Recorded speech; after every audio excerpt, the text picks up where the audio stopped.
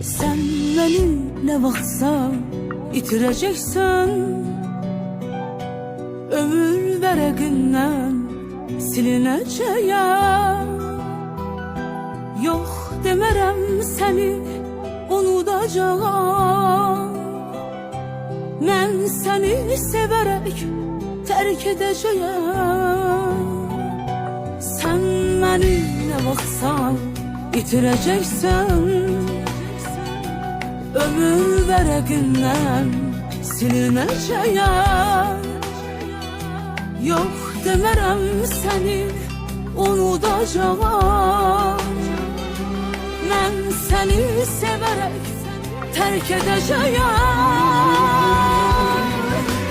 Sen benim həyatda çarəsiz dərdim, hiç vaxt doymadığım ilk məhəbbətim.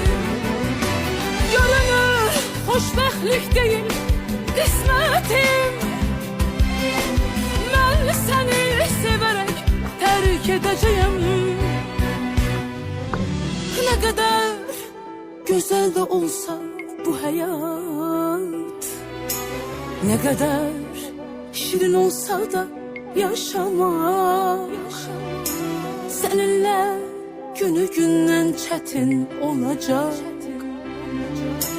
Mən səni sevərək tərk edəcəyəm.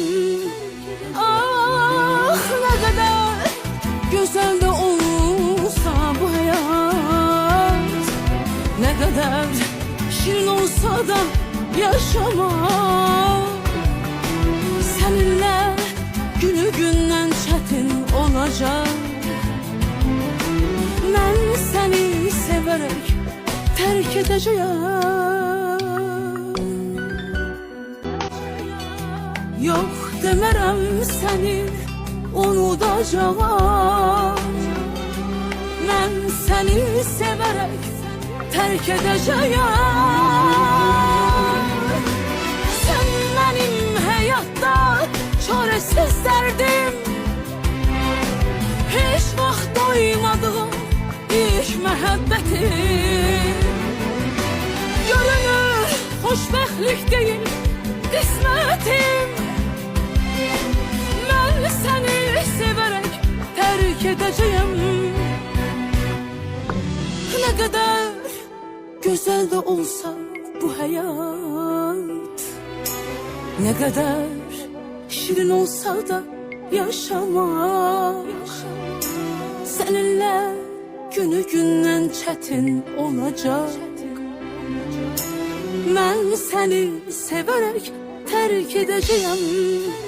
Ah, ne kadar güzel de olsa bu hayat, ne kadar şirin olsa da yaşamak, seninle günü gündən çətin olacak.